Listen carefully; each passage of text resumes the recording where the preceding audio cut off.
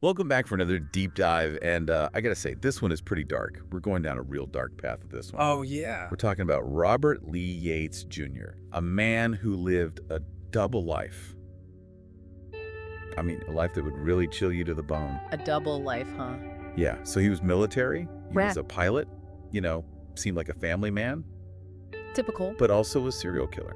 Oh, wow. So it's the duality that's always so fascinating, right? The way Yeah. that someone can present this totally normal image, Yeah, while harboring such darkness inside. exactly. And the sources we have here really dive deep into his crimes, focusing mostly on his spree in Spokane, Washington. Okay. But here's a detail that I found really unsettling. One of his victims was found buried just feet from his house, Oh, wow. like right outside his window. That speaks to a certain level of audacity, don't you think? Yeah. To think that he could conceal his crimes that close to home, it's incredible. Yeah, it really is. But before we get into the psychology of it all, Yeah. maybe we should set the scene a bit. Right. You're right. The sources paint a really bleak picture of Spokane's Skid Row, which is where Yates found most of his victims. Okay. So Skid Row was, and unfortunately in many ways still is, a place where, society's most vulnerable people reside. Right. Women Yeah. who are struggling with poverty addiction, often forced into sex work just to survive. Yeah. It's a tragic reality, but it makes them easy targets for someone like Yates. And that 1979 Ford pickup truck he drove, Yeah. it's mentioned constantly in the sources. Oh, really? It's almost like it was part of his disguise, this symbol of everyday life Yeah. that he used to lure these women in. It's a chilling juxtaposition, right? Yeah. So the truck represents this normalcy, this facade. Yeah. Well, in reality, it's a tool in his crimes. Uh, And it's worth noting that Yates always used the same method. okay. Single gunshot to the head, often with a .25 caliber Raven handgun. Why that specific caliber, do you think? What does that tell us? Well, a .25 caliber is relatively small. Yeah. Easily concealable. It suggests he wanted to maintain control, inflict a quick and efficient kill. Yeah. This wasn't about passion. This was calculated, Right. predatory. But there was one woman, Christine Smith, who managed to escape. Oh, wow. Her story is amazing, really. Mhm. I mean, it's a real testament to the strength of the human spirit. Absolutely. I mean, she was shot, assaulted, robbed, but somehow she found this will to survive, Yeah. to escape. And her bravery is ultimately what led to Yates's capture. Right. And her story is such a powerful reminder that even in the midst of such darkness, there can be hope. It's like this glimmer of light in this incredibly dark narrative. Yeah. And it makes you think about all the other victims, all their stories, their lives cut short. Yeah, each one a tragedy. Yeah, yeah. And it forces us to ask, why? What drove this man to do this to these women? What patterns can we find in his behavior that might help us understand the mind of a serial killer? It's a question that continues to fascinate us, terrify us. Yeah. This need to understand what lurks in the shadows of the human psyche. Indeed. And as we delve deeper into the specifics of Yates' crimes, we may find some disturbing answers. Okay. Do you know that he actually confessed to 2 murders in Walla Walla back in 1975, Wow. long before his Spokane spree? So this wasn't his first foray into darkness. No, it wasn't. These early murders, nearly 20 years before the Spokane killings, suggest that his tendencies were there all along. Like a ticking time bomb, Yeah. just waiting to go off. Were there any signs, any indications back then that something was terribly wrong? Well, that's what's so difficult about cases like this. Right. Hindsight is always 20/20. But let's shift our focus back to Spokane. Okay. Where the body count was rising and fear was gripping the city. And as I understand it, you've picked some specific cases to highlight. Yeah. Ones that really reveal the chilling patterns in Yates' behavior. Precisely because amidst the horror, there's this disturbing consistency in his actions. A method to his madness, so to speak. And the case of Melody Murfin is a prime example. What makes her case particularly disturbing is that her body was discovered buried right outside Yates' own bedroom window. Oh my gosh, you're saying he buried a victim practically in his own backyard? Yeah, practically on his doorstep. And that really speaks volumes about his psyche, don't you think? Oh yeah. This disturbing level of arrogance, almost like he felt untouchable, as if he Yeah. could literally get away with murder right under everyone's noses. It's beyond creepy, like he was daring the authorities to find him. Yeah, it's a possibility. Now, another case that stands out is that of Jennifer Joseph. Her body, along with another victim, Heather Hernandez, was found in a remote wooded area. Okay, so this time he's taking more care to conceal the bodies Does this point to a change in his MO, or is it just a matter of convenience? I think it's more likely he was adapting, becoming more aware of the investigation and adjusting his methods to minimize the risk of getting caught. The location of the bodies tells us something about his awareness, right? His ability to plan and strategize. He was playing a cat-and-mouse game with the police. Yeah, it would seem. So he was calculated, leaving just enough clues to keep the authorities guessing, but never enough to lead them directly to him. Right. Then there's the case of Sonny Oster. What's significant about Sonny's case?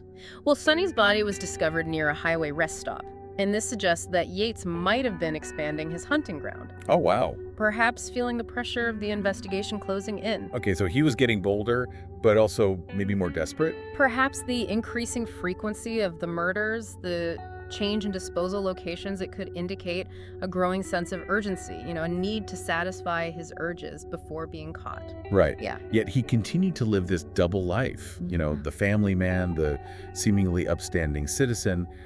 It's hard to fathom how someone can compartmentalize their life to such a degree. Well, that's the chilling reality of this kind of psychopathology. Individuals like Yates can maintain this veneer of normalcy. Right. While harboring these deep-seated violent impulses, Yeah. they're masters of deception, able to blend in and manipulate those around them. It's a terrifying thought. But let's talk about the moment the net finally closed in on Yates. You mentioned Christine Smith. The survivor played a crucial role in his capture. Absolutely. Her escape, her courage in coming forward and identifying Yates was instrumental in ending his reign of terror. She provided a detailed description of his vehicle, his appearance, even some of his mannerisms. It's amazing how even the smallest details can be so crucial in cracking a case. Yeah, it's a testament to the power of observation and the importance of taking every piece of evidence, no matter how seemingly insignificant, seriously. And when the police finally caught up with Yates, they requested a DNA sample, right? Yes, but his response to that request was very telling. Indeed, Yates refused the DNA test, claiming it was too extreme for a family man. Wow! A stunning display of hypocrisy, a desperate attempt to cling to the facade he had so carefully constructed. It's almost laughable if it weren't so horrifying. Here's a man suspected of multiple murders, worried about appearing extreme. The irony is just mind-boggling. It speaks to the profound disconnect between his public persona and his true nature. He was willing to take the lives of innocent women, yet he clung to this image of respectability. So what ultimately happened to Robert Lee Yates Jr.? After a lengthy trial, Yates was convicted of multiple murders and sentenced to death. He currently sits on death row at the Washington State Penitentiary. His story serves as a chilling reminder of the darkness that can lurk beneath the surface, even in those who appear ordinary. It's a sobering thought, and it makes you wonder if there were any missed opportunities to stop him sooner. What signs, if any, might have been overlooked? That's the question that haunts investigators, profilers, anyone who grapples with these kinds of cases, the complexities of criminal behavior. Could Yates's crimes have been prevented? Were there red flags that were missed? These are questions we'll explore further in our next segment. We'll delve deeper into the investigation, the challenges of criminal profiling, and the lingering question of what might have been done differently. So we're back, and man, this deep dive into the crimes of Robert Lee Yates has been one of the most unsettling yet. I mean, the fact that he was able to operate under the radar for so long, all while maintaining this totally normal facade, it's just chilling. Yeah, it really underscores a point we touched on earlier. Evil often hides in plain sight. Yates was a master manipulator. He blended seamlessly into his surroundings while committing these horrific acts. Yeah. But that raises an important question. Could he have been stopped sooner? That's what I keep thinking about. Were there any missed opportunities to catch him? Any red flags that were overlooked? It's hard to say for certain. Hindsight is always 20/20. However, looking back at the investigation, there are a few aspects that stand out. Like what? Well, for one, there's the issue of victim profiling. Yeah. Yates deliberately preyed on women who were marginalized, overlooked by society.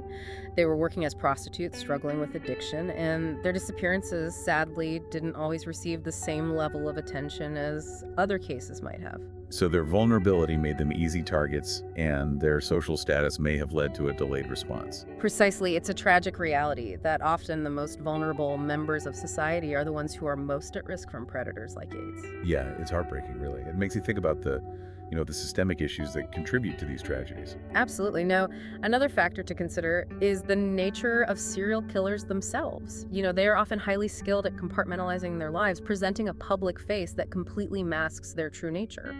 Like Yates with his seemingly normal family life, it's hard to believe that someone capable of such brutality could also be a husband and a father. Right, that's the chilling paradox of psychopathy.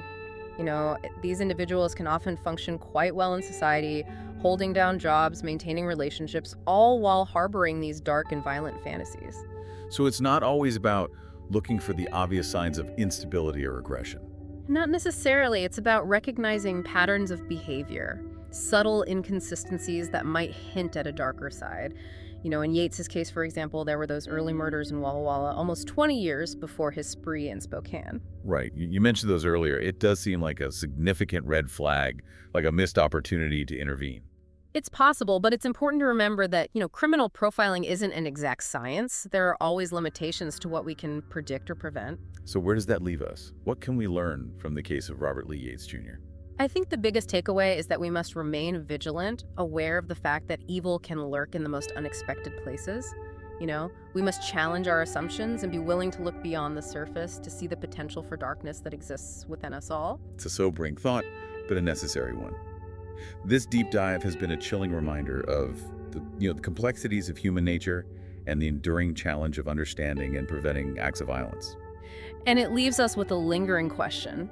What can we do individually and as a society to create a world where tragedies like these are less likely to occur? A world where vulnerability is not exploited, where red flags are recognized, and where intervention comes before it's too late. It's a question worth pondering.